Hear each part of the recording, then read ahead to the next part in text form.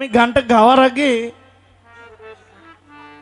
যে বসেন, এই যে নীলগেঞ্জি ভাই বাজেন, আমি গানটা গাওয়ার আগে আমি বলেছিলাম যে দেখেন, একটা গান একজন শিল্পী গাইলে পরে যদি আবার আরেকজন শিল্পী গানটা গায় তাহলে ওই শিল্পীটাকে অবমাননা করা হয়, বলেছিলাম না? এতে করে কি হইল, আপনার সম্মানটা যেন না কমে। আমি বলেছিলাম যে আমার প্রতিপক্ষ তিনি যদি বলেন যে জহির ভাই আপনি গানটা গান, তবে আমি গানটা গাইতে পারি। বলি নাই দাদু? এতে করে আপনাকে আমি বড় রেখেছি, আপনার সম্মানটাকে ধরে রাখার চেষ্টা করেছি। একজন শিল্পী হিসেবে এটা আমার দায়িত্ব ছিল। তা আপনি দাঁড়িয়ে কি বললেন? এই যে হ্যালো, হাসতে ভাই কথা। আপনি দাঁড়িয়ে কি বললেন? 80 বছরের এক লোক বসে বসে যে আমার চেয়ে মুরব্বী আর কেউ নাই।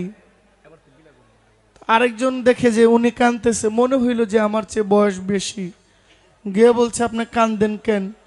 কয় আমার আব্বা আমারে মারছে। কয় আপনার আব্বা আছে?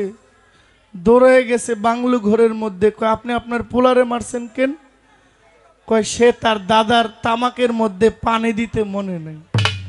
কয় আপনার বাপও আছে?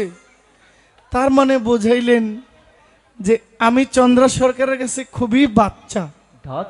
এতে এতে আল্লাহ, আমি আপনার তুলনায় যদি বাচ্চা হয়ে থাকি তাহলে বুঝতে হবে আমার জন্য লম্বা একটা সময় অপেক্ষা করতেছে। কি ঠিক না? আপনার তুলনায় আমি বাচ্চা হইলে, আমি বাচ্চা হয়ে যদি আমার পজিশনটা এখানে থাকে তাহলে আগামী লম্বা একটা সময় আমার জন্য অপেক্ষায় আছে। তা আপনার কি অবস্থা? আপনি প্রায় শেষের কাতারে চলে গেলেন।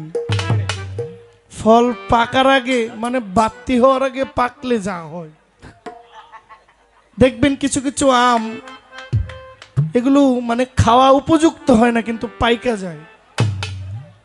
ওই পাকলে ফলটা আর গাছে থাকে না, গাছটা যে কি হয় নিচে পড়ে যায়। আপনার জন্য এমন না হয়। আপনি আমাকে বাচ্চা বানাইছেন, তো আমি শুকরিয়া আল্লাহর কাছে। আমার জন্য একটা লম্বা সময় আছে, আমি যেন বাচ্চা হয়ে থাকতে পারি। আর চেষ্টা করবেন সব সময় আপনার পাশের শিল্পীকে কি করলে পাশের শিল্পীর মান বাড়ে। আপনি পাশের শিল্পীকে খুবই নগণ্য মনে করে নিজেকে খুব বড় মনে করতেই পারেন। আপনি বড় বড় মনে করেন। ওই যে বলে সাধক রামপ্রসাদ বলেছেন, মাগো শিশুর মতো করে রেখো, চাই না মাগো রাজা হতে। আমার রাজা হবার স্বাদ নাই মাগো, পাই যেন 2 বেলা খেতে। যাক, এটুকুই বললাম। মানে মান রাখে, আর কিছু বলার নাই। এবার গান শুনলাম মালাই বড় জ্বালা, অনুরোধের গান করতেই পারেন। আপনি একটা গান, খুব ভালো গান। আমার কথাটা এমন ছিল যে মা মা একটু আস্তে, এই যে মায়েরা একটু আস্তে। ময়না ময়না বইলা ডাকি গো ময়না, এই গানটা নিঃসন্দেহে উনি খুবই ভালো গায়। এখন এটা যদি আমি গাইতে যাই তাহলে গানটা নষ্ট হয় না? যে যে গানটা ভালো গাইতে পারে সে সেই গানটাই গাক না। আপনি কেন গাইলেন? আমি কিন্তু আপনাকে চার্জ করি নাই। আপনি কেন গাইলেন?